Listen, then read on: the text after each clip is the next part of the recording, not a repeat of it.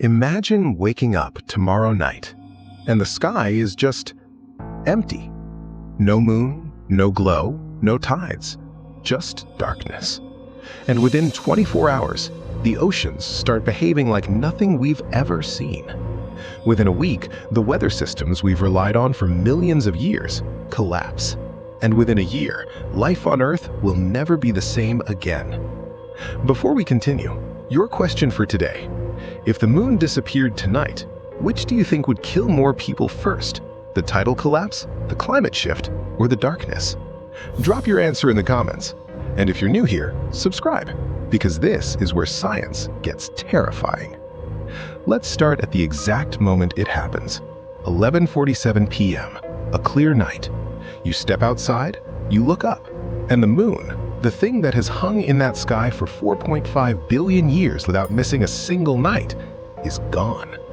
Not hidden by clouds, not in a new moon phase. Gone. The first thing you notice is the darkness. Real darkness. The kind humans haven't experienced in recorded history. See, we've forgotten what a moonless sky actually looks like. Even on a new moon night, there's reflected light, atmospheric glow, the memory of the moon in every system on Earth. But this is different. The Milky Way explodes across the sky in full detail. Billions of stars suddenly visible that city lights and moonlight have hidden for generations. It's the most beautiful sky anyone alive has ever seen. And it's the beginning of the end. By morning, the scientists already know something is catastrophically wrong. The tides didn't come in. Not late, not weak. They just didn't come. Here's what most people don't understand about tides. They're not just a beach phenomenon. They're not just about waves and surfing and coastal schedules. Tides are the ocean's heartbeat. The moon's gravitational pull creates two massive bulges of water on opposite sides of the Earth, one facing the moon, one facing away. As the Earth rotates through these bulges, we get high tide and low tide, twice a day, every day, for 4.5 billion years. Without the moon, that heartbeat stops. The sun still exerts some gravitational pull on the oceans, about 46% of what the moon provides, so tides don't vanish entirely, but they shrink to less than half their normal size, and they become irregular, unpredictable in ways our entire coastal infrastructure was never built to handle. Ports stop functioning, ships can't dock or leave on schedule. Coastal ecosystems, the tide pools, the mangroves, the salt marshes, begin dying within days. These ecosystems are the nurseries of the ocean. There were 80% of commercially fished species spend their juvenile years. No tides, no nurseries, no fish. The global fishing industry, feeding 3.3 billion people, begins its collapse in week 1. But the tides are just the beginning. Here's what nobody talks about. The moon doesn't just move water vertically. It stabilizes the entire ocean's circulation system, the massive conveyor belt of warm and cold water that moves heat around the planet.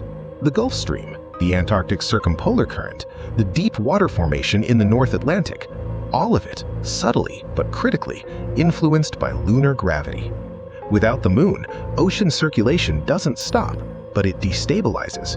Currents that have flowed in the same direction for millions of years begin shifting. Warm water that normally travels to northern Europe starts pooling in the mid-Atlantic. Cold, deep water that should rise along the coasts of South America and Africa stalls. Within months, sea surface temperatures begin changing in ways our climate models have never predicted. And when sea surface temperatures change, everything changes. Weather is essentially the atmosphere's response to uneven heating. Hot air rises, cold air rushes in. Moisture evaporates, travels, and falls as rain. Wind patterns form, seasons shift, storms develop and dissipate. All of this depends on a relatively stable ocean temperature distribution. Change the oceans, and you change the weather. Without the moon's stabilizing tidal circulation, the tropics begin overheating. The massive evaporation that normally feeds rainfall across Africa, Southeast Asia, and South America intensifies unpredictably. Monsoon seasons, which 2 billion people depend on for their entire agricultural water supply, become erratic. Sometimes they don't come at all. Droughts hit the regions that were rainforests. Floods devastate the regions that were deserts. But here's the deeper problem. The moon also stabilizes Earth's axial tilt. Right now, Earth tilts at 23.5 degrees. That tilt gives us seasons, consistent, predictable, life-enabling seasons. The moon's gravitational influence keeps that tilt stable, oscillating only slightly over thousands of years. Without the moon, that stability disappears. Earth's axial tilt begins to drift. Slowly at first, fractions of a degree over decades, but over centuries, it could swing anywhere between 0 and 85 degrees. A tilt of 0 degrees means no seasons at all. The tropics bake permanently, the poles freeze permanently. The temperate zones, where most of human civilization exists, become either scorching or frozen. A tilt of 85 degrees means seasons so extreme that summer in the northern hemisphere would be months of continuous sunlight and temperatures above 70 degrees Celsius. Winter would mean months of total darkness and temperatures that make Antarctica look warm. Human civilization wasn't built for either. Let's come back to something smaller, more personal: the darkness. For the entirety of human evolution, 300,000 years, the moon was our nightlight. It governed our sleep cycles, our hunting patterns, our agriculture, our calendars, our religions, our poetry. Every ancient civilization built their calendar around the moon.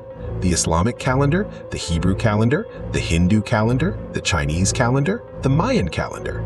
The moon wasn't just in the sky, it was in us. Studies show human sleep patterns follow subtle lunar rhythms even in people who sleep indoors with blackout curtains. Our bodies, without knowing it, still respond to the moon. Without it, circadian rhythms across the animal kingdom shift.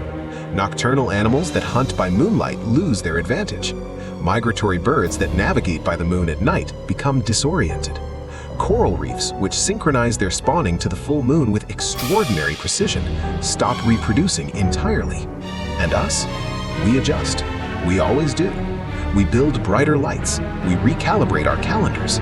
But something fundamental, something ancient and wordless that connects us to the sky, goes quiet. Here's what this thought experiment reveals. The moon is not decoration. It's not a coincidence of cosmic debris that happened to end up in our orbit. It is a structural component of the only life-supporting system we have ever found in the universe. It stabilizes our tilt, it drives our tides, it regulates our oceans, it anchors our calendars. It was written into the biology of every creature on this planet. Remove it, and the Earth doesn't end immediately. It just becomes slowly, inevitably, irreversibly, less capable of supporting us. The moon is 384,000 kilometers away. It exerts a gravitational force that moves entire oceans. And most of us haven't looked up at it since last Tuesday. So, back to the question: tidal collapse, climate shift, or darkness? Which one gets us first? I already know what the science says, but the comments are yours.